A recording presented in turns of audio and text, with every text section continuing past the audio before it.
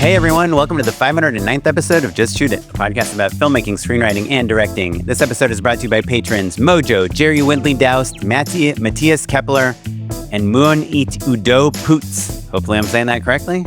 I'm Oren Kaplan. I'm Matt Unlow. I bet you missed at least one of them, but that's okay. This is a Matt and Oren episode. It's the first of the new year, and we are talking about New Year mindset. We're talking about the New Year mindset. We're talking about our goals, our ambitions, and also what you do this time of year, because I think across all of Hollywood, no matter what sector you're in, town shuts down for a couple weeks. And so this is a cool, interesting opportunity to reflect and to be energized. And we have a couple tactics and a couple ways of thinking about 2026, right? Yeah. And I think everyone said survive till 25. Oh, yeah. And then we survived through 25. Yeah. Here we are in 26. It's interesting. We'll talk about this on the episode, but I'm editing like a recap video of 2025, like I did in 2024. I looked back at my 2024 one, and it had kind of a lot of views and a lot of comments and a lot of activity on LinkedIn. I know part of what we're going to talk about today is whether you should do that, if people like it or whatnot. And actually, you asking me that question is affecting the way I'm editing mine.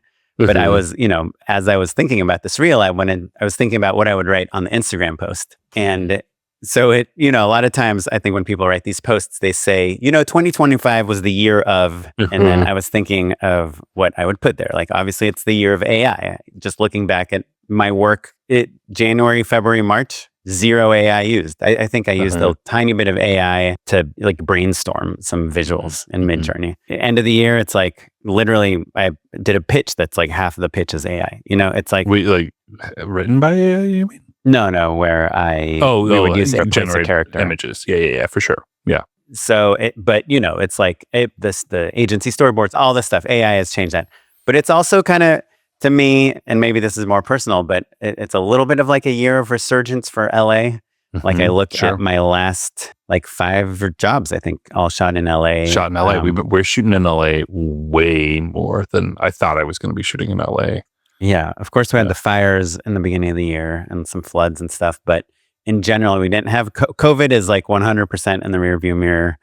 On the contrary, it's like people are dying to be with other people. Other people. I just sat down with some friends today who were like, oh, we had to cancel our son's birthday party. Turns out it was COVID. So it's not totally gone. But it's turned into the flu or whatever. Right. Yeah. By the way, everyone, get your flu shots because the flu is gnarly this year. And if you don't have a flu shot, it's... Yeah. Based on everything I'm hearing, that does make sense. I've not experienced it myself. But the other thing is we have no strike. So I feel like LA has become like a lot of people are sick of leaving LA that are from LA. And also the whole world has become expensive. Yes, the whole world is expensive. So why not live in the capital of movies? No, why not going to Mexico City? Yes, it's cheaper than shooting in LA, but is it worth going to Mexico City? Yeah, I agree. Well, unpack though, people are sick of people leaving LA. What are you saying? Oh, like famous actors. Oh, people don't want to leave. Like if you're rooted in Los Angeles, you would prefer to stay in Los Angeles. Is what you're saying? Your family is here. Yeah, I'm meeting a lot of people that are like, yeah, I didn't want to go to Vancouver for 3 months. I didn't want to go to Europe for 2 months, and maybe it's just because my friends are older. A lot of them have families, or they've just been in the business for a long time. That like they don't have to chase any opportunity they get. Like it's when someone says, "Hey, let's go to Thailand to shoot a feature," and you're just getting into the business. You're like, "Absolutely, this is the most amazing adventure." When you've shot movies in 10 different countries, in the last 3 years, and you just kind of want to go to your coffee shop. Sure. Yeah, you realize, when you're on a travel job, and I'm going to Ohio the day after tomorrow, and I was talking, like, I've been to Cincinnati, I've been to Columbus, I've been to Louisville, you kind of, with the same company over and over again, all of the jobs blur together, not because those cities have a ton in common, it's because I go to my hotel room, and then I go to the set, and that's it. And maybe we all have pizza together, and, I can tell you everything about like the hotel I stayed at or what the site was, but like how linking that to the city that I'm in basically non-existent because I'm really focused on work or resting.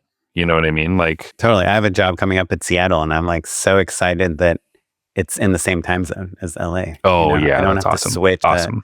Yeah. So yeah, so I think that's part of it, just fatigue of the endless travel jobs and people realizing that having like a good crew, especially if you're on a lower budget, if you go to Cincinnati has a couple great crews, but if you're the third or fourth string production there, you're probably not going to get that great They're crew. like, oh yeah, you're lucky if there's not a movie in town, basically is what it boils down to.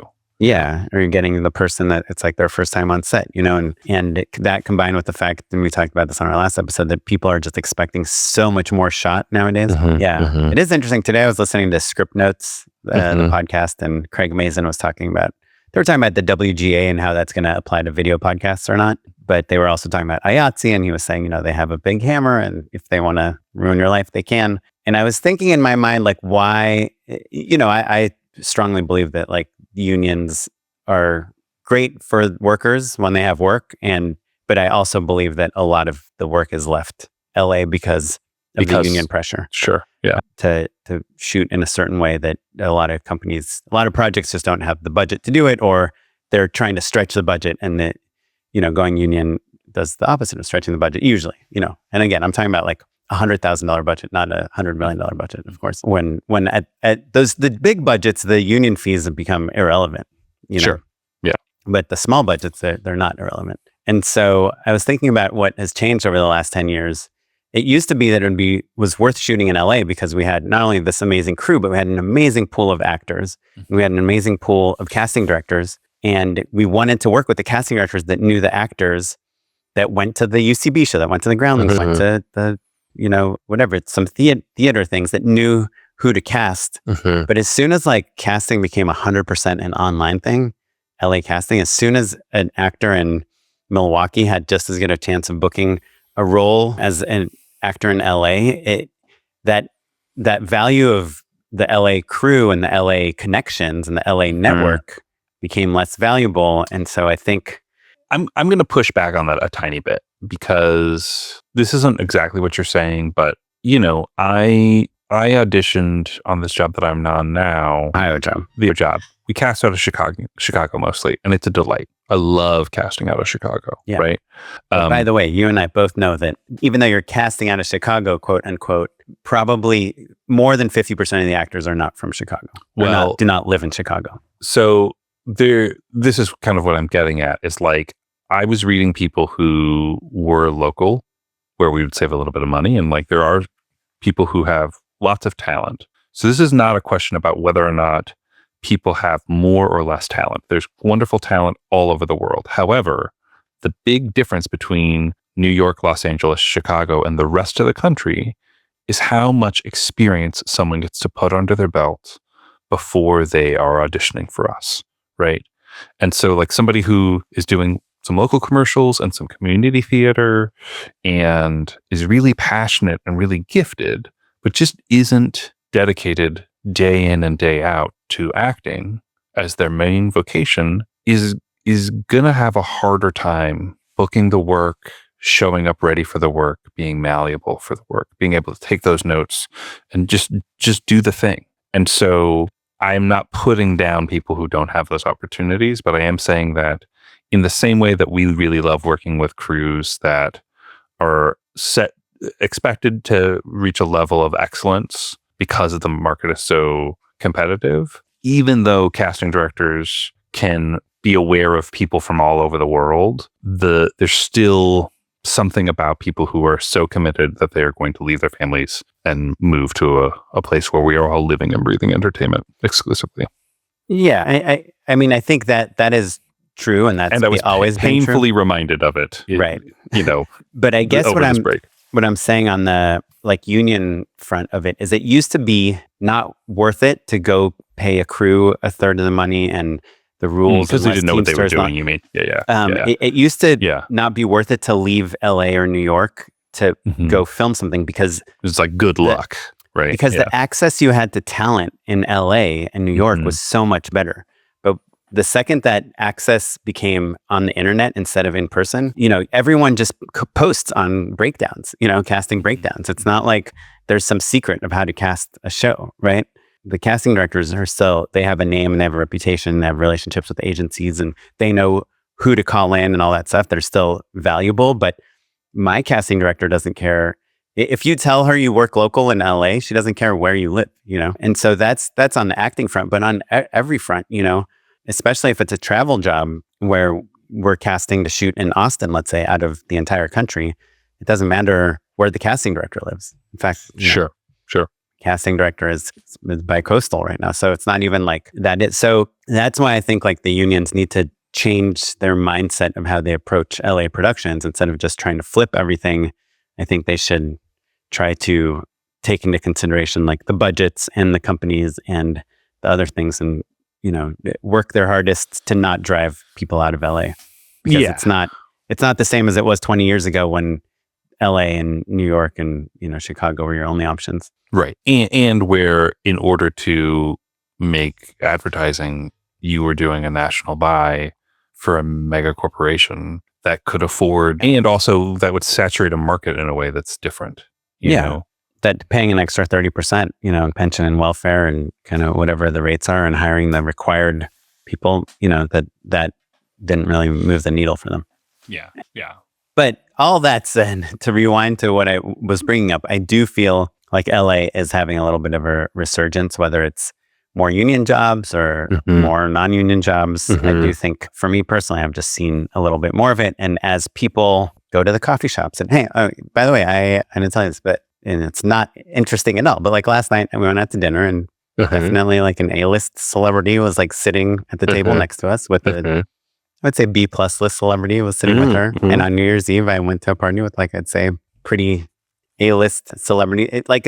So there's something about like kind of people. You're talking about glamour is what you're talking about a little bit? No, I'm talking about the glamour. Like I went to, we'll talk about this in the end of the year recap reel, but like I kind of went to a lot of premieres this year, just mainly getting lucky to get invited. It's not like I was special or anything, but like my friend invited me to the Fantastic Four premiere, and we went to just randomly through the DGA. I went to the Smashing Machine LA premiere. And I just feel like there's a little bit of that glitz and glamour of Hollywood. It's nowhere near pre-pandemic levels, but it's definitely palpably higher than 2 years ago. Yeah, and is an important export, right?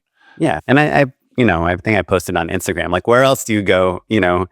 Like, what other city do you randomly go to the movies and you see, Guillermo del Toro randomly come in to interview Rian Johnson about the movie you just saw? Yeah, wow. So it's cool. It's truly wonderful. I think that's probably a nexus of where we are in our careers, where the industry is, and also where we are, how old our kids are, basically, right? Like leaving the house more is an option in a way that, like, a year ago or 2 years ago was a lot harder, I think it's we both have 4-year-olds, and it's still difficult to like. It's still super hard, right? But I'm saying it's easier than it was 2 years ago, right? Yeah. Well, that's great. Well, we've been teasing it enough. I think let's go ahead and hop into that first big topic, which is the end of the year recap. Right. And specifically, we're talking about, like, should you post something on social media that's an end of the year recap?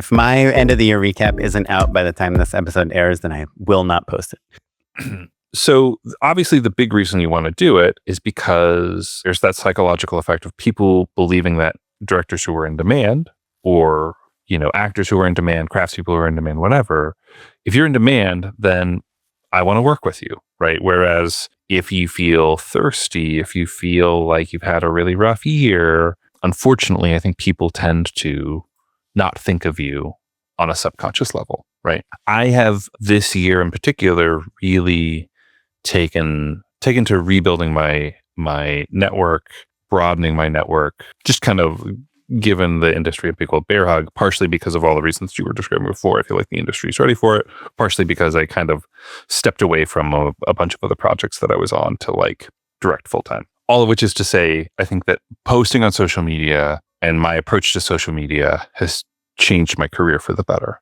in a pretty significant way. Something that I take very seriously and think pretty hard about. Yeah, we all have our websites. And to me, the website is like, ooh, I'm interested in Matt Enlow. Let me look at his website. And so that fulfills the second part. But the, ooh, I'm interested in Matt Enlow is probably something that comes off of the social media post or a recommendation. Or like, even just like, who should I think of? Oh, that's right, Matt Enlow, right? Like to stay top of mind, the difference between, oh, Matt Enlow, and like, oh yeah, Matt Enlow, and like, oh, right, of course, Matt Enlow. Those are three very distinct distances, and you want to be top of mind. You want people to be thinking of you regularly. You know, it's why we have a podcast, right?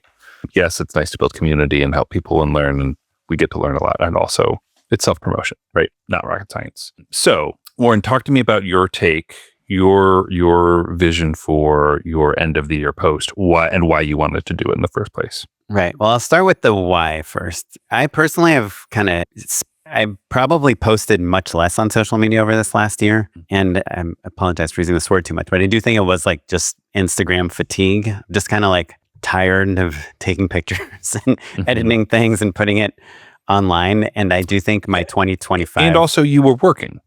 Yeah. Like you had a full year. So like, I think obviously everyone kind of posts a little bit more when they've got a little more time on their hands. Yeah. So I thought, to me, like one of the whys is just to have something to post, to have an excuse to post.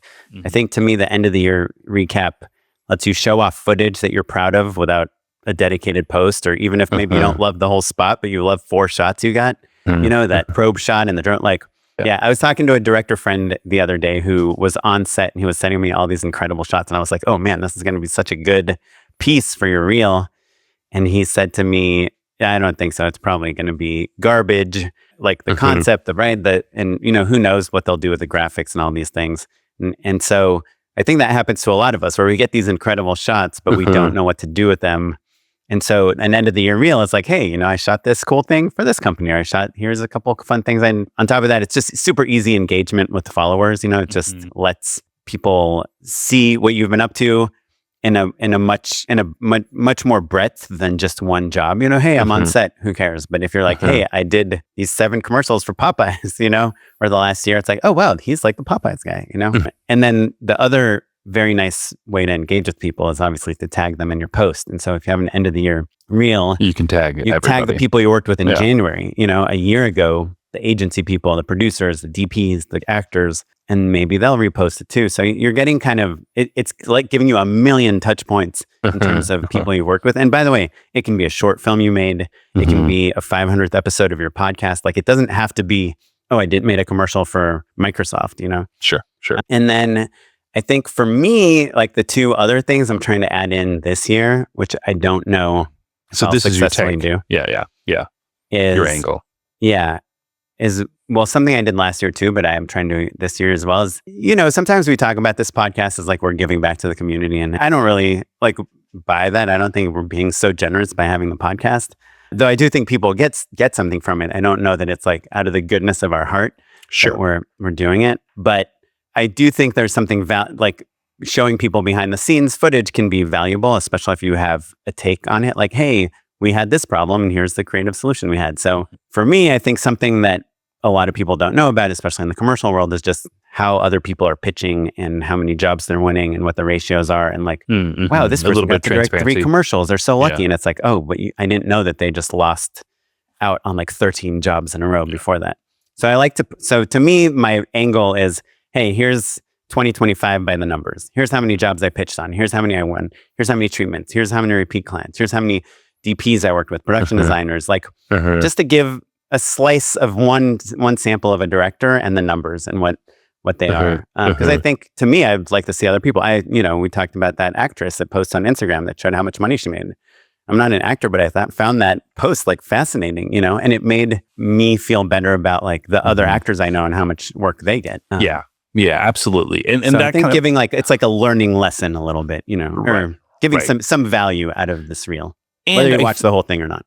I think also the big detractor for this type of post, and a lot of the posts that we're talking about here, is that like, you never want them to feel icky, right? Like the ulterior motive, everyone's relatively clear on. It's like, we're trying to stay top of mind. We're trying to show that we're in demand, right? But this year, last year, like it's been a rough go for people. And so you don't want to be insensitive. You don't want to be, you don't want to be discouraging to people. You don't want to come off like a jerk. And like, certainly there's a world where if all you do is post like on set again, and we know that there are a lot of people who would really like to be on set and need to be on set, that can be callous, that can be insensitive. And so showing the numbers is a way of kind of taking the teeth off of it a little bit and showing the reality of what it is to be a filmmaker without detracting, right? Like, it's okay that you're successful. Congratulations, right? But you don't have to apologize for having a good year, but also you don't want to rub it in people's faces. Right. Yeah. Like I told you before we started recording, but this year I did 14 jobs. My last 6 pitches, I only won 1 of them. Right. And so even though 14 might seem like, that's pitches, that's all shortlisted. How many, like I got over 100 avail checks. Yeah. You know what I mean? And like probably shot around that many jobs. I haven't done the final numbers yet. I think it's closer to like 12 or 13, probably less actually. Anyway. Yeah, that's just to be blunt about it. Like people checking on you a lot, shortlist even fewer than that, and win even fewer of that. Right? That's just the reality of it. So just because it looks like you're working all the time, it doesn't I do feel like I'm working all the time, but of the last 6 things I worked on, I only got paid for 1 of them. Right. Because you don't get paid to pitch, So. Well, and that's an interesting segue. I feel like at our meetups, these last couple meetups, people have said literally to me like, oh, you're working all the time. And that is not because I'm working more or less than I was before. It is because I am actively posting about it in a different way. Right. And so, and when people say that to me, in the back of my head, I'm like, am I being too much? Like, I don't want to be a jerk. You know what I mean? And like, some of those jobs are big and really cool. And some of those jobs are teeny tiny, right? It's always hard to tell. My thought had been to do like a photo montage, like do a carousel. Which you can do 20 photos at the end. You can do 20 photos. And I was thinking of doing selfies with the talent, but with the point of, and writing a little essay, a little post talking about the meta aspects of it. Of like, here's the reason why I have 15 selfies with the talent. And it's because I needed to self-promote in order to have a good year, right? Like basically this conversation and that thought process, again, to illuminate just like the nature of being a working filmmaker and how we strike that balance, right? And even more so a freelancer, I think. Freelancer, sure. Yeah. Applies to, I'm assuming, a lot of our listeners. Most of our listeners. And so then that brings us to the other counterpoint. Oren, you, I think, flagged it to me, or maybe the other way around. My friend Scott Pugnetti, who runs Equals Management, was talking on a podcast about our other friend, Michael Ryan Fagan. Yeah, Michael Ryan Fagan. So Scott Pugnetti was talking about Michael Ryan Fagan and how he's really good at his Instagram is filled with personality. It's him and his kids. He makes some funny jokes. You just get a sense of this person and their life. And I think it struck a chord with both of us, right? And I think for kind of opposite reasons. Oren, why did it resonate for you? Well, so the last thing I was going to say about how I might make this reel different than last year's is I was going to put in a little bit more personality. Balance. Yeah. No, less, not personality, but kid stuff. I mean, I know you don't put your kid on Instagram. I don't mind putting my wife or kids on Instagram at all. So just kind of intercutting it with like, hey, both kids go to the same school. Yeah, like happy face, like because mine is in chronological order. It's like January to December. Like there are these things like 4th of July. We lit off like 10,000 fireworks in the yard in Cleveland, So it's just one shot. So, I think across the whole reel, it might be like 10 shots. And last year I had like my Hawaiian vacation as the ending and it felt right to me, but that was the only real personal thing I put in there. This year I got a new puppy twice, and I've also worked on a lot of dog jobs. So I think there's like for maybe the people that follow me that are like friends or family are not film people, like giving them a little something, and the people that are film people, the people that hired me for dog jobs, it's like half my jobs will be like, oh, he got 2 new puppies this year, like, oh yeah, he is really a dog person. And the other people are just, hopefully they think it's cute, when my kids have like, when they sometimes my kids will like lay down on their back and the other kid will sit on them, and then they'll pretend the legs, one kid's legs or the kid's legs, like one shot of that. It is making my reel a little too long. And I know Matt and 101 would be like, cut all that stuff. But I don't know about but Scott's note kind of stuck with me, which may be one less selfie of me and an actor in exchange for me throwing my kid on the roof or something, No, it's absolutely. More about me than it is about the work. And I'm trying to find that balance. And maybe it is. Maybe it's like a little goes a long way. Maybe it's like something in the beginning, something in the middle, and something at the end, and you're done, I don't know about that. So I think Kathleen Grace, maybe even on this show, but years ago now, talked about how her take on social media is as follows. Basically, it's like you're going to a party, right? So you need to do a couple things when you're going to a party in order to like be a cool person, have something to offer, right? Like bring a bottle of wine or whatever. Don't just talk about yourself, and engage with the community, ask questions, right? That's basically her tenets. And I think about it all the time. And it's the root of what I was getting at with like, you don't want to seem like a braggart. You could be bragging about work in a robust economy. You could be bragging about work in a really scant economy. Either way, it's annoying. It's just not a good hang, right? And so what you're getting at is like, how can you add value through education? And can you bring personality? Can you engage with people? Can you relate to them on a human level? All of which I think is exactly right and exactly valid. The bump for me is, yes, I don't post about my kid online until she's old enough to decide to do it for herself. And so I've kind of created a little bit more separation between my Instagram and my personal life, right? Yeah, exactly. And so as individuals, my Instagram has suffered. As a brand, it's suffered, right? Because it's also not as well-rounded as you're describing, right?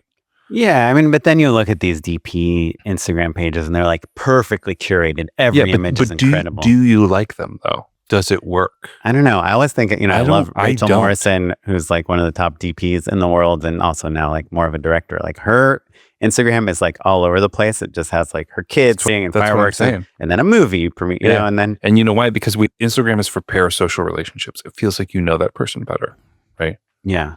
But then you'll look at like Reed Morano, who also kind of has a similar career. And hers is every photo is like, even if it's a photo of her kids, it's like shot on film, Yeah, I think that it's like a little, I don't know. I think that those are people in a different arena, right? Yeah, than us for sure. Than us, absolutely. So it's a little bit of apples and oranges, but I guess I'm trying to be personal and relatable and authentic, frankly, and still maintain like a certain type of privacy, basically. Yeah. To me, it's we share enough. You know what I mean? Yeah. But there's something interesting about someone going to your Instagram page years after you posted something, right? And just scanning through your posts, right? We're not talking about stories. We're talking about your history of what you thought was important enough to post as a post. And for me, I'd rather have it be more work-centric because I don't think I'm not expecting to have a lot of personal stalkers, that care about my personal life. I'm expecting more people to be like, oh, here's an interesting filmmaker. Let's look at his history. So that's why I feel like I can if I do a year recap, I can insert the personal things and then I'll post, my kids do something funny or my family, we go skiing or whatever. We can post that as a story, and that it disappears in 24 hours. Look, I think the takeaway still is like, we are judged by what we are putting out into the world and curating what we're putting online. And that there is a shift towards a more personalized brand on all of that stuff. Yeah. Like when you're close on actors, Oren, like you're like, okay, like you've narrowed it down to 5 for a role or whatever. Do you go on their Instagram? Yeah. Because I do.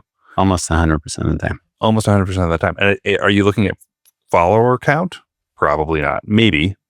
I mean, yes. I'm never. Well, but it's not. It's never a bad thing, but it could be a good thing. I can be like, oh, this actor has 480,000 followers. Sure. Just FYI. I'm mainly looking for what they look like. Yes, like what options there are and what they look like. Especially when I'm trying to push an actor that maybe I'm fighting for an actor, and they're like, well, I don't know, they don't really look like what I pictured. I'm like, I'll be like, well, look at this picture and this picture and this spot and this commercial and this movie they were in. Or this selfie, right? Or whatever, right? Like all of that stuff is part of it. What do they look like dressed down? What do they look like on vacation? What do they look like when they're hanging out with their friends? All that stuff is part of it. It's other options, but that is the nature of how you make a decision about a hire, right? Mm-hmm. With AI, that stuff becomes even more valuable because if your site is just like a bunch of super slick shots that are super cinematic, it's like, then why? Like at some point, it's like the AI could do that, but we want to hire you for your personality, your relationships, your experience. Like I almost hired an actress that didn't really have a ton of great looking footage on her Instagram, but she did this sketch about football, just making fun of going to a football watching party without knowing anything about football. And I was trying to cast her for something that was for a character that was trying to pretend to know that they know a lot about football, So you're like, oh, here it is. Here's proof they know how to do it. Relate to it. Yeah. Yeah. So, well, I guess just to get like kind of technical, so I'm happy to hear that you're not like 100% against me including some personal things, but it is one of those things where in my mind, I'm like, the perfect length for this is probably 2 minutes, like just looking at numbers, not thinking about anything else. But let's say you had 15 jobs and you had like 5 other things you wanted to include. You're now limiting yourself to like 4 seconds, 6 seconds, Well, what is your audience? Who is your audience, and what do you want them to take away from this piece, right? Yeah, because I think my first audience is people that I've worked with in the past. So I think that there are jobs that are super awesome, have really great shots, big budgets, kind of the work that you want to be doing. And I think you probably did some jobs that didn't totally check all of those boxes. Budget was smaller, brand was less famous, work wasn't as poppy as you would like. So lean into the stuff that you are the most proud of and that excites you the most and cut that stuff first off, right? That's an easy thing, right? Like you don't need to advertise for work that you do not want more of, right? And I know you want all of the work, but if you knew you were going to shoot 20 days next year, 30 days next year, you would rather them be for huge budgets and big brands than not, right? Yeah. Or great creative, right? I do think there's something interesting to quantity. Like this DP, I know, BB the DP. Do you know that guy? Do you follow him on Instagram? I don't think you need quantity, Oren. I'm going to be blunt about it. You shoot a lot. And people know that. So, you know what I mean? So, yeah, but so of the 15 jobs I shot, I love 3 of them. So post 3 in your year-end recap? I think not 3, but like if you're aiming for 2 minutes and you've got, let's call that 20 seconds of great footage between the 3 pieces, plus another 20 seconds of behind the your scenes family stuff, and then another 20 seconds of behind the scenes, right? That's a minute right there. So maybe 30 seconds of B+ footage and you're there, minute and a half. Yeah. Right? Yeah. I guess yeah. We'll just agree to disagree. Like I think part of the value of this post is tagging all the people I've worked with, Sure. So to me, like there's something I'd How rather many have. spots Like did you did 15 spots? 14 shoots. Yeah. So I think there's something cool about being like, I don't know. I think I've figured it out. I just need to figure out how to make it short. And then part of it is like these new graphics I'm using, they take like 2 seconds to animate on and 2 seconds to animate off. And I'm like, well, I guess that's really cool. Sure. But they are 4 seconds without even like sitting on the screen. So yeah, I mean, what you're going to post stills, you think? I was thinking stills and I was thinking selfies so that's my way in of like, hey, you've noticed I take a lot of selfies and here's why, right? There's like a level of thought behind it and a level of effort and what it's meant for my career, basically. Right. So no actual shots from the commercials. I don't think so. And then the other thing that happened this year, which again, you tell me, is I already know your answer. Like I already have the Matt and Love filter in my brain, but I'll just say it out loud anyway. Apologies. Is I have like some spots that I've never posted because they weren't finished. They didn't come out, like last year. Oh, they weren't released, you mean? Yeah. So they were released this year. So that 3 that were released this year. And one of them was really good. Another one, randomly saw playing, and I, and I shot footage of it, and I feel like there's something fun about that. Like, oh, it caught in the wild, my thing. Yeah. I'm curious to hear what I feel like your accuracy is about 65% right. I think you were going to tell me not to post it. No, I think that I think you filter it through, does it represent the type of work you want to be doing? And look, if I said it's like budgets, talent, and creative, let's pretend those are the 3 rubric. If it hits 2 out of the 3 or 1 out of the 3, that's worth considering. If it doesn't hit any of them, then maybe don't worry about it. Do you know what I mean? Yeah. It's funny. You and I have both shot work that we think is like fine, whatever, but it's aired in a lot of places and has been seen by many people. So maybe the 4th criteria is recognition, right? Like if people are like, oh, I've seen that. Yeah. That's cool. You directed that. Like I met the guy, I forget who it is now, but I know it's the guy that did all the VFX for the General, the insurance, which I feel like is the General, kind of famous for being kind of these like B-level graphics. Yo, you don't remember the General then, because the General because the General used to run on Spike TV all the time when I worked at Comedy Central, and so every time I went to the bathroom, it was the General now. It was either a General commercial or a CSI rerun. That's what was on Spike TV as I was walking to the bathroom for 5 years. So the General has evolved significantly in terms of quality. Old school General, you could definitely do with free software. It's like pure like nephew VFX. Right. And then it levels up to a certain point. And frankly, now I think he's too good. Just don't touch the Mucinex booger. He's my favorite of bad CG mascots. It goes the Mucinex booger, then the General, and then Carfax Fox. Oh, Carfax Fox isn't that bad. Right now, there's like human teeth. Enfamil or something. There's some drink. No, he's got human teeth. Look at the Carfax Fox. It's cool. No, it's disgusting. Have you heard of Fugglers? So no. They have human teeth. Oh, they've replaced Labubu's. They're the new cool toy for your 9-year-old daughter. Yeah. Well, yeah. I mean, I'd love to hear from people what they think about whether what we should do. This is by the time this comes out, we will probably have already decided what we did. But if you're annoyed by seeing people's recap reels, because I'm not, I've been thinking about it a lot since we talked about it in the last episode, and I saw so many, and honestly, my opinion is the stills, like here's 10, 20 stills behind the set. I didn't enjoy as much as like, here's my 10 favorite shots of the year, or whatever. I guess maybe the final thing I'll say about it, going back to my point about audience, is that we often forget how fun our jobs are and how people do enjoy seeing behind the scenes, because you kind of get to like live vicariously through that shoot. You get to be like, oh, that's how they did that shot, or like, oh, that looks fun, or boy, that's colder than I realized, or that's how they did that. All of that stuff is part of it.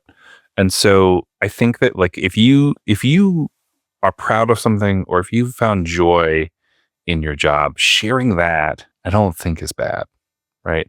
And that's not bragging. So I think that's the big takeaway. That's really where I'm landing. Yeah. Well, none of them have it's funny. I'm just trying to analyze my own reactions to posts on Instagram. And I don't think I'm annoyed like in the bragging way. Again, BB the DP, he's like, I shot 50 music videos, but Instagram only lets me post 20. So here are my 20 favorite music videos. And he posted a carousel with 20 music videos, which I scrolled through real quick. Obviously, I didn't watch all of them, but I was like, damn, this is like a lot of like musicians I recognize, and you can't believe this is the top 20 of 50. There's only 365 days in a year. Like, how on earth are you doing this? But I think the ones that were stills were just like, I felt like I was gleaning less interesting things from them. Maybe, yeah. Like to me, even just seeing a camera on a dolly and a boom down is kind of interesting. Like I like seeing that, like the probe lens or the camera spinning or actor jumping up, just like little, like motion, I guess, is kind of gets me excited about BTS more than a still photo. Yeah, that's fair. That's totally fair. I think that I don't have motion selfies of me with the famous people I shot with this year. Right. That's why I got to edit. Selfie, motion. Selfie, motion. Maybe.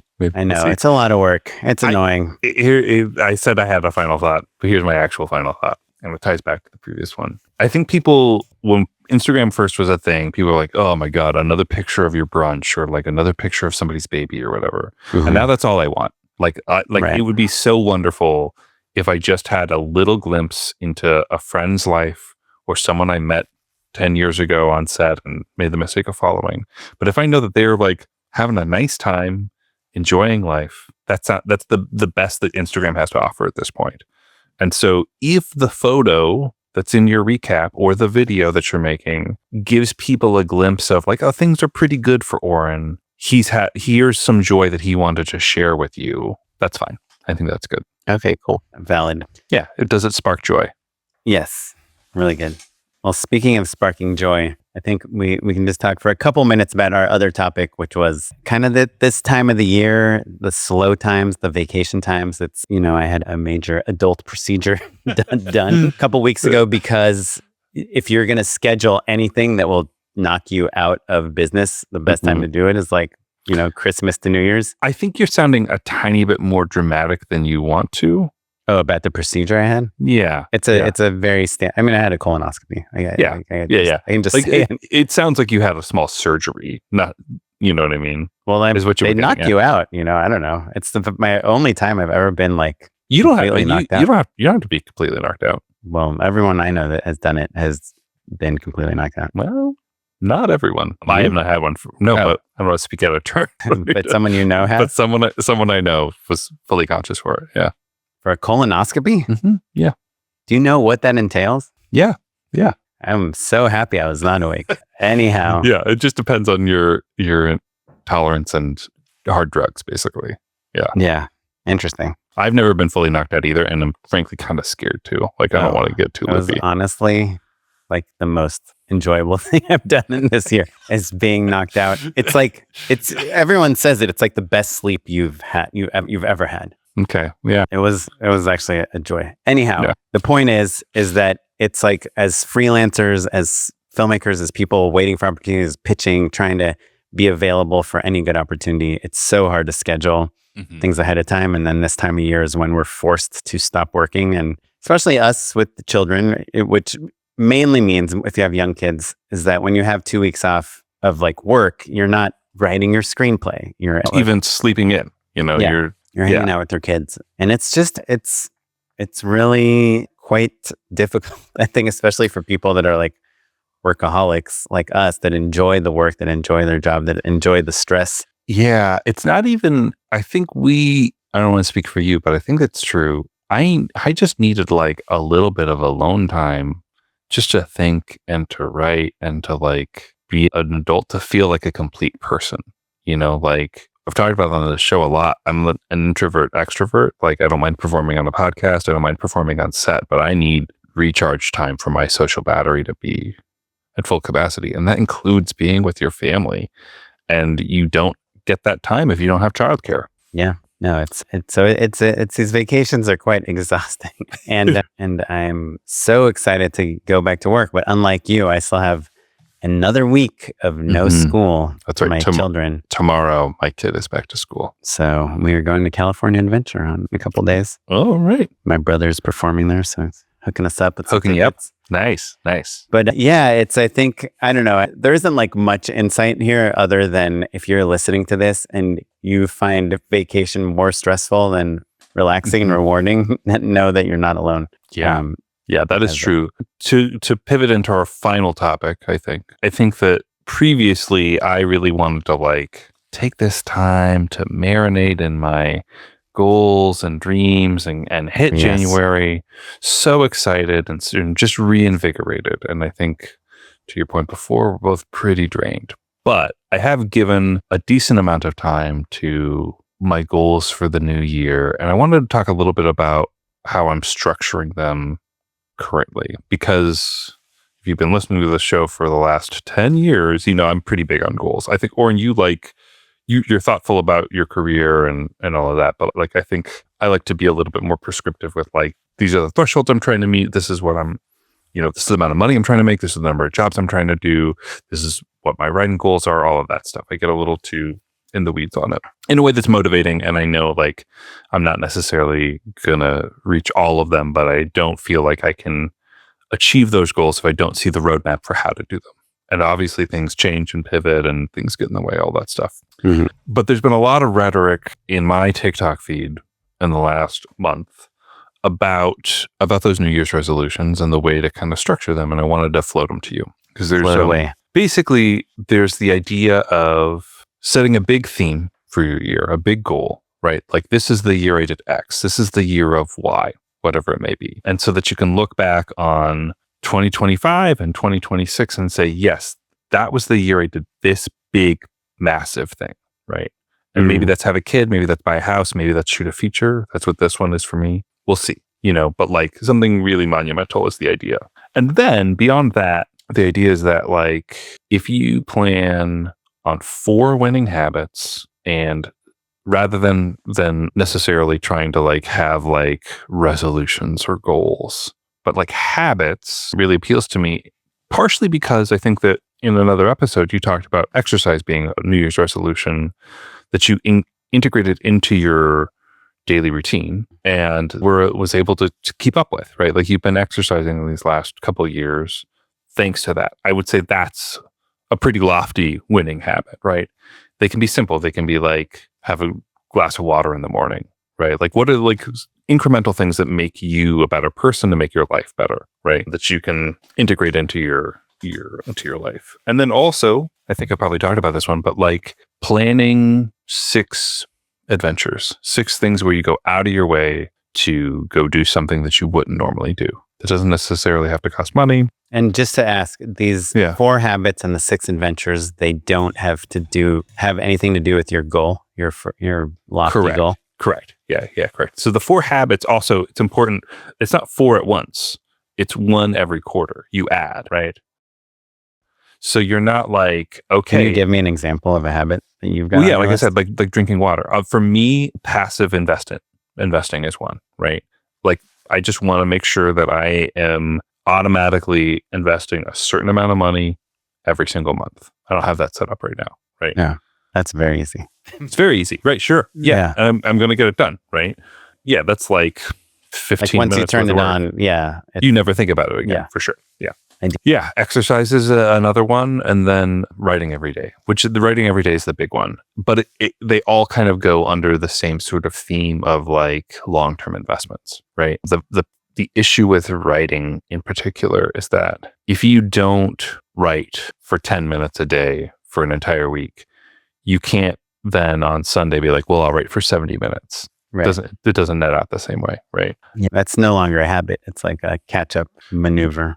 And the net result is far worse and lesser than the 10-minute increments across the week. You know what I'm saying? So that's the big one. And then the adventures, the thought process is like, our work fills in every single gap. So if you don't say, hey, I'm going to go on vacation. Hey, I'm going to catch up with old friends. Hey, I'm going to do that hike I want to do. You're not going to do it. We're not going to do it. Right. And it's a little tricky because our lives are filled with adventures that seem like they're fulfilling those needs. And sometimes they are. Sometimes there's a gray area. I love to go to a festival. It's work. It's a trip. And it's artistic fulfillment all at once. So you get to see art, all that stuff. Wonderful. Right. So that counts as an adventure. I think that's a gray area. Okay. Right. I think I would count them, but like when flying to Sacramento to visit your family. 100%. 100% I would. Yeah. Yeah. So that sort of stuff. And like, it's been a minute since I've done that. Right. So like making sure, my nephew's birthday is on that list, all of those things. And then I know I'm going to have a good year if I do that stuff. And sorry, your 4 habits were attached to quarters, like 4 quarters of the year. Mm-hmm. Are your adventures also timed out in some way? I'm kind of just like spreading them out based off of like, okay, well, if one of them is go up north to see my family, my nephew's birthday is coming up, we'll kind of anchor them to those basically, And then just to ask the question, because this is the trouble I have, is like as a freelancer, if you got a job opportunity, a good one during that time, you would not take it. Yeah, I'd have to move it. Yeah, for sure. Like you'd have to move the job opportunity or no, I'd have to move the adventure. The nephew birthday. Yeah. Hey, Miles, your birthday is actually May 10th. Yeah, sorry. Yeah. Yeah, look, and I think that this paradigm is for people who have different lifestyles than we do, right? But I think that like putting something on the calendar means you're more likely to reschedule it than if it was just like, I was thinking of maybe doing this thing and didn't ever do it. You know what I mean? Like it's certainly not going to happen if it's not on the calendar. But if it's on the calendar and you have to reschedule it, rescheduling is far more likely, you know? Right. This is like a little tiny hack that I've been trying to do lately, which is if I'm planning an adventure trip, a vacation, anything, that I'm very scared might have to like if a job comes up or a job moves or some schedule changes, I might have to reschedule. I usually don't want to pay the like extra amount of money for the hotel or for the flights that you need to have them fully refundable. But if you book with miles, you can always just get your miles back. Like almost up to the last minute. So I've been like I'm using my miles to book the trips that I'm like iffy on, you know, or that I want to be able to change if I need to. Well, and I'm glad you brought this up because this is interesting. I think you guys are really good at taking trips, right? Yeah. I mean, that's kind of what my wife's specialty is. She loves to force the trips. Yeah. Yeah. And my wife loves to plan a trip. She loves that. But I think that I'm looking to add a little bit more variety to the types of adventures that I'm trying to take because of that. Like if of my 6, it's like I go to Palm Springs 3 times and I go to wine country 3 times. You know what I mean? Like sounds pretty straightforward. That sounds like the Matt and Liz special. You know what I mean? And so I'm trying to make sure that I'm finding additional things to do that aren't in my routine. Right. Go to Russia.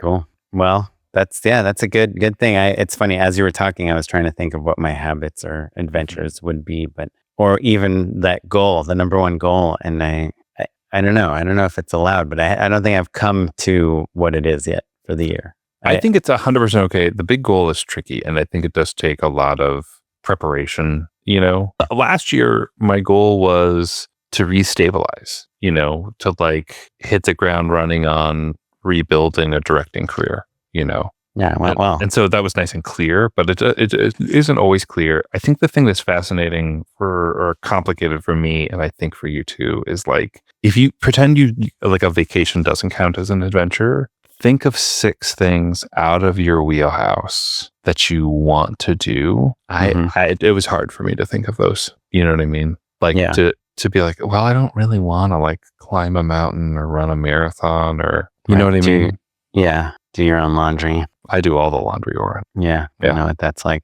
Yeah. I do a little laundry. Yeah. But you know what I mean? Like, I think because, again, our lives sort of scratch that adventure itch in a way that's a little artificial, you know?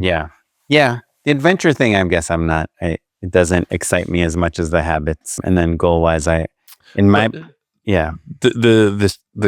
guy who I'm parroting a little bit here, you know, he makes the point, like, if you had 6 awesome things that you did every year for the next 20 years, 30 years, that's a good life, you know? Yeah. Or you could just work. Yeah. I mean, for me, like 2025, if I could have the same work year in 2026, I'd be like stoked. And I also think it's probably of my last, like COVID being the exception to the rule, but probably my best work-life balance year also. Like I spent a lot of time with my family, my kids. We went to a lot of places, went on a lot of trips. We did a lot of things. I was very involved in soccer and school and plays and all that stuff. So I feel, I wouldn't mind a recap. I would just like maybe some of my projects to be bigger and better. Yeah. Yeah. And maybe a few less losses because the losses are heartbreaking. But, you know, I think they also make me a better person. Yeah. They humble me in a way where I'm like, oh, I can't lose a pitch. And then I like lose like 4 in a row. There is something. It reminds me that you're just a guy competing. Yeah. It's a 1 in 3 chance. The dice are not rolling in my favor. Yeah. Let me ask you, the other big thing I've been thinking a lot about is like restabilizing in commercials. Commercials give you a really good work-life balance. You know, we're talking about like, oh, you're shooting 20 days out of the year. Like that's a really good year for you, you know? How many days were you on? 24? I think I had 24 days. Yeah. Yeah. So it's a lot. That's a lot. You know, I think most people could get by with half that, right? give or take. Yeah. Kind of depends on the size of the job. Anyway, 26 shoot days. Yeah. yeah. Not bad. So even though like that's crushing, 26 shoot days plus some travel time or whatever, we can all do the math. That means you're at home a lot, right? And we're working on all sorts of other things, but that's how you get a good work-life balance. Yeah. TV also 25 directors, migraines. sure. One for each pitch. Sure. But you get what I'm getting at, though. Like, I'm not saying it's easy. I'm saying that, like, when we're working, and when we're not working, our lives are really good. TV and features, the work-life balance is very different, you know? Yeah. And the thing I've been marinating on is, like, I see a clear path for me with features, and I see a clear path for me with commercials, and I'm kind of trying to sprint at both this year. But TV is something that you and I both have expressed a lot of interest in. I think a year or two ago, your big goal was to direct TV. Yeah. It's still definitely a dream. I feel not at all closer to it than 2 years ago. Right. And it's because I just have trouble seeing the path in does not seem fun to me. Right. It neither is lucrative nor like glamorous in any way, nor easy, nor reliable.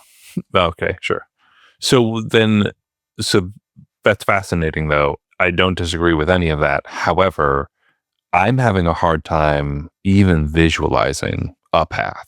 Like how Matt Enlow becomes a working TV director. It's hard for me to see that. And I've always believed that like whether it actually goes according to plan or not is immaterial, but you need to see a feasible way that this comes together for you, even if it's delusional, to get the ball rolling, to build any sort of inertia. So I'm curious what this hypothetical plan that you're outlining that is not reliable or financially feasible, et cetera, what is that plan? How might Oren Kaplan break into television directing? Well, I think kind of the 2 or 3 ways is like the very non-lucrative, non-glamorous, difficult and unreliable way is like the mentorship way, like finding up some program that will accept you.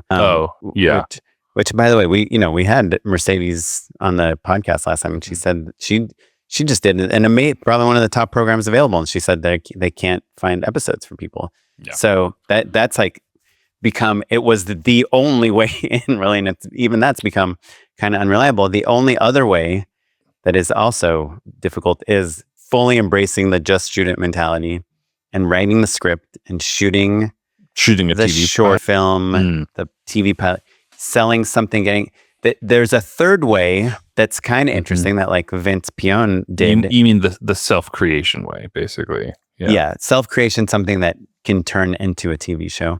The third way, which is kind of interesting and potentially like my best path, even though it's a very long path and it's not something you can really plan for, is kind of the celebrity path. It's like if you work with, so Vince worked with Ryan Reynolds a lot. Vince owns Art Class. And if Ryan Reynolds wants to make a TV show, he has a few directors that he likes that he works with, especially if it's like kind of a smaller show. So they did a show for Fubo TV called Bedtime Stories. And, I'm sure they had to keep the budget at a certain level. And he knew that Vince could give him like amazing work on a budget and a schedule. And they're really good friends and they have, they're in sync with each other. And he had directed Ryan in probably 100, I don't know, maybe 20 to 50 things before that.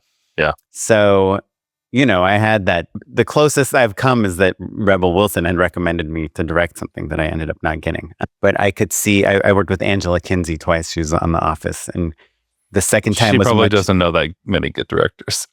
Well, the second time I worked with her, it seemed easier than the first time because we had a little bit of a relationship.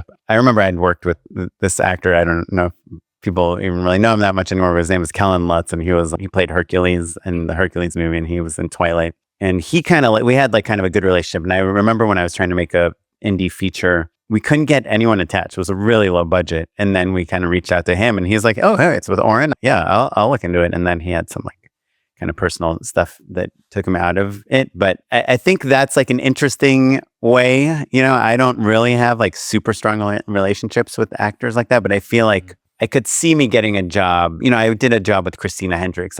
if I had like the perfect project for her, I could see myself sending it to her and being like, hey, what do you think of this? Like, you've never played a role like this. So I think that's like an interesting way to kind of parlay into TV. It's pretty hard for them to be actionable, right? Like your plan can't be, well, book a celebrity commercial and then book a bunch more with them and then develop a really good rapport with them. And then when they're ready to make a television show, be the first on their list. It's like, right. Possible, but you could reverse engineer it, right? You could say like, ooh, I've got this perfect concept for like an action star mom or whatever. And that's like a Retta type, and then you could write the pilot and you could do a little package with her that way. Yeah. Like a little look book, and you could send it to her and be like, hey, it's me, Matt. Remember we did those spots together? Yeah. Yeah. What do you think of something like this? Is this interesting? And she's probably a CAA or UTA or something, Sure. And you can kind of, it's so unreliable. It's not, you don't get paid at all unless something happens with it. And it's a ton of work. I mean, none of that stuff bothers me. I guess what you're describing is mostly how I've been approaching features, basically, And so I think packaging television shows right now, I mean, it's all really hard right now. Yeah, it's hard. I do think like again, Ryan Reynolds, huge star, sure, on a very, at the time, unknown network, Fubo TV. It's like when they made the Weird Al Yankovic movie on Roku for Roku, and everyone's like, Roku has like their own streaming channel. What? And now I think they're kind of more known, but I think there's like weird opportunities like that where you can kind of angle your way in, but it's like you against the world, Sure. But I don't really see any other like obvious path into TV again, unless one of our friends like wants to hire us. But I just don't know who would hire us instead of themselves. Well, or even, we have plenty of friends who are writing and pitching TV shows. The thing about it is that like, if your friend writes and pitches a TV show, they have to hire people who are making television shows. Like they can't just be like, oh, well, Oren's directed a bunch of really great commercials. He would be awesome. Like maybe a couple seasons deep if it was like a stacked network order, right? But it's not 1997 anymore, right? So I think like your resume has to be ready for the job in the first place. Do you know what I mean? And it's like, there's this show called Switched at Birth that was about a deaf kid and a hearing kid got switched at birth. So the deaf family is raising the hearing kid and the hearing family is raising the deaf kid, or I forget, maybe both the parents or all the parents are hearing. I forget exactly what it was, but it came out right after I made this movie that starred like a mostly deaf cast. And literally the poster of my movie is on the wall. They asked us, like, can we use it, the production designer, like, can we use it as a poster on the wall of the kids' room? Because it's like one of their favorite movies in the world. Like, if I can't get a job directing an episode of that, after then there's that show, Nobody Wants This, which is like exactly my life. Like my life story to the T, literally shoots in Silver Lake where I live, and they go to the places where I go to. My wife hosted a radio show about relationships, and she's not Jewish and I am. And there's no way in a bazillion years that they would give me an episode of that. It's a hot show. Everyone wants to direct it, So it's like, even if you're like the perfect person to direct something, unless you have all that. You have to have the resume for it. Yeah. Yeah. So anyhow, that to me, it's just like, I have to find a relationship with someone that can make things happen. And that's probably my best bet. And then I need to come up with like the perfect pitch for them too, I think in the way that Tony and Glenn did Chad Powers, and obviously Tony already had a great resume at that point, but yeah, I don't know, we'll see. So TV it's like my big goal, but it's not like my 2026 goal, because I just the path seems too perilous. And my bigger goal, my higher priority goal is I just kind of want to work a lot and work on the financial side of things, which is, I think, something you're allowed to do. I don't know if you're allowed to say. Yeah, 100%. You could be like, I need money this year. That's totally fine. Yeah. Again, just because I'm so scared of the future of this industry, I want to pile as much up now and then do what you want to do, which is all that passive investing. Yeah. There you go. Not be worried about my kids' college. Anyhow, Matt, as you know, I have a lot of unpaid endorsements. Unpaid endorsements. All right, well then I'm going to kick it off with one that's a funny little anecdote. Stop me if I've said this to you already.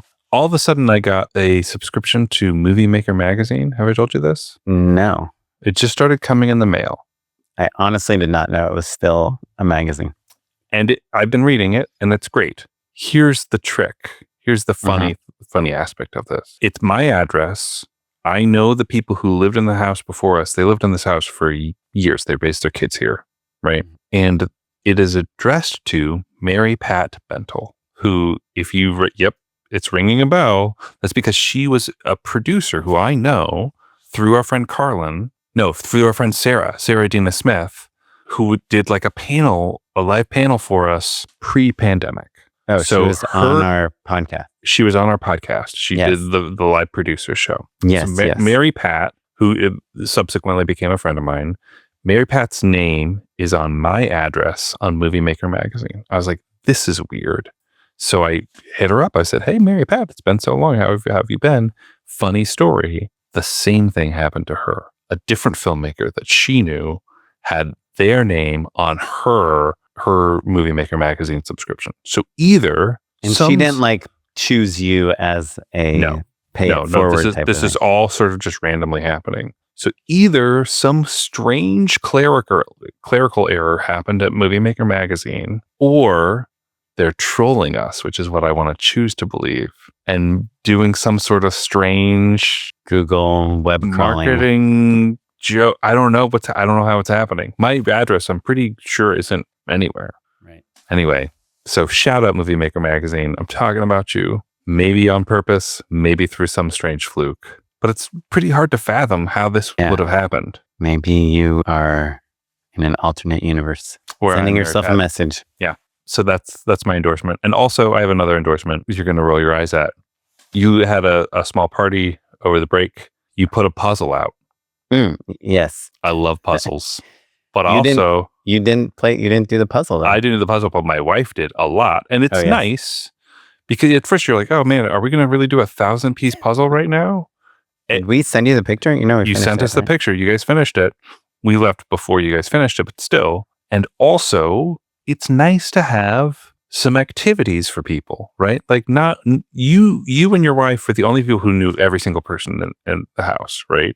Mm-hmm. So it's nice to be like, oh, okay, I don't know that many people. Maybe my partner's like chatting with somebody else. I'm going to sit down and do some puzzle and like maybe pick up a conversation here or there. But worst case scenario, if I don't know anyone, rather than looking at my phone, I can just look for corner pieces or whatever. Which, by the way, we were doing the puzzle with like 9 people, and I was the only one that was like, hey guys, we got to do the outside edge first. Like, what is wrong with you? And nobody wanted to do it that way. So we cracked up in a puzzle and started doing it with my sister-in-law, who is quite bright and just kind of brute forces her way through it. And I was like, gotta have a system. Flip every piece over, separate by edges, then by color. Ideally, color in the zone that is the approximately matching, where it's going to be in the final piece. Yeah, I'm with you. Technique over first thing I don't disagree with you on. Yeah. So anyway, well, so cool. puzzles, especially at a party, it's kind of nice. Yeah, it was like a cocktail-y party. There's not. It wasn't like people doing keg stands. Yeah. I mean, I did with your dad. It was fun. The kids did. Yeah, he can really hold his own. Yeah. Kaplan, what you got? That reminds me, my daughter was like, why is this place called 33 Taps? Why don't they call it, why do they need so many taps? Are they tapping on the, and I was like, no. And I explained to her beers and kegs and everything. And I realized it's pretty fascinating. Anyhow, first thing, speaking of my daughter, she made this Just Shoot It coaster that I'm holding up if you're on the YouTube channel, and my dog ate most of it, but she asked me if I would show it on the podcast. So here it is. I think it's great. I love it. But I was trying to place it on my desk in a way where she wouldn't see the half that my dog ate, and she saw it and was very offended. Okay, I'm just going to give you 6 real fast. Oh, all right. Podcast, Apple Podcast, new feature. You can listen at 1.8x speed, which is the premium prime exact right speed to listen to a podcast. 1.5, too slow. 2, too fast. 1.8. It's changed my whole life. Number 2, Cinefix has a show on YouTube. It's called My Best Shots. It's a series. And cool.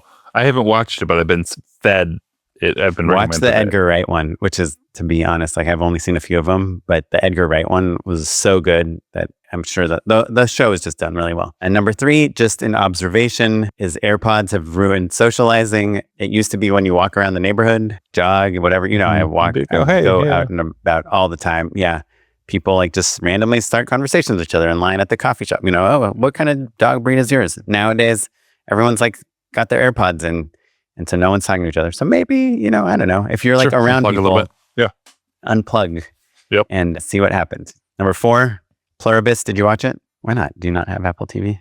No, I do. I just did the stack is too tall right now. Dude, put that at the top of your stack. It's like the best show on TV. Oh, good. I had heard mixed things, actually. I heard that it was a great pilot and not a great show. But you're into it. Good. Yes. My biggest complaint is like what the same problem every show has, which is like we have to wait like 2 years for season 2 or whatever. And it's definitely, there's a setup for season 2. But episode 5 of Pluribus, if you're watching it, the cinematography is insanely, especially good.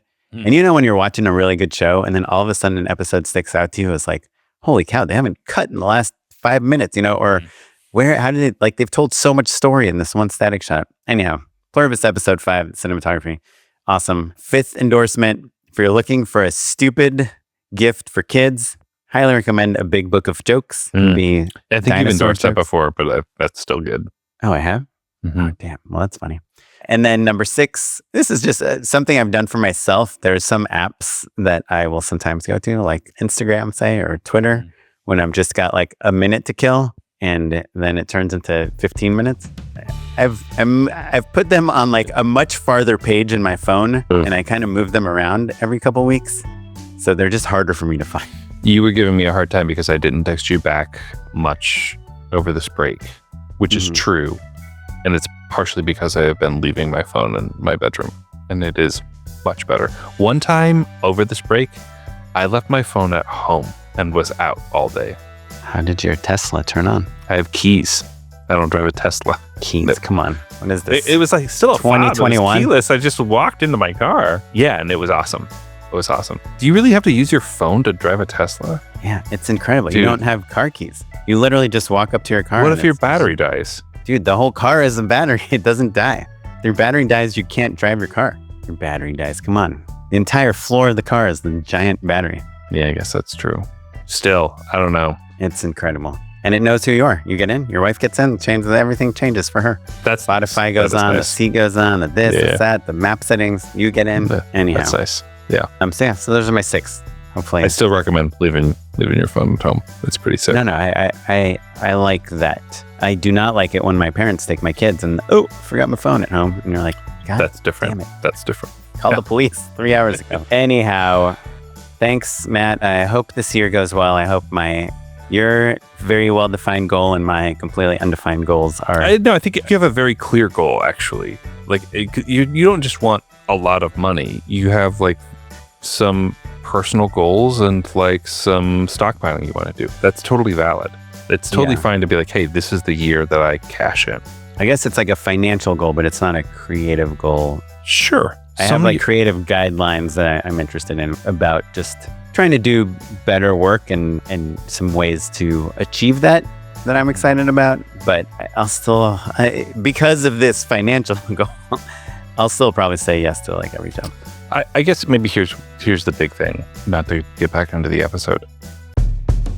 I don't have to graft my new system onto your goal setting for the year. I think it's just it's good to be thoughtful about how you want to structure your goals, and that it does not have to be, here are all the things I'm going to do, and if I don't keep up with them starting January 1 and by January 15 I've given all of them up, I'm a failure. That's the problem with resolution setting. And I was hoping that people could see like, oh, there are other ways to grow as a person and to improve with some systems that maybe are a little bit more realistic.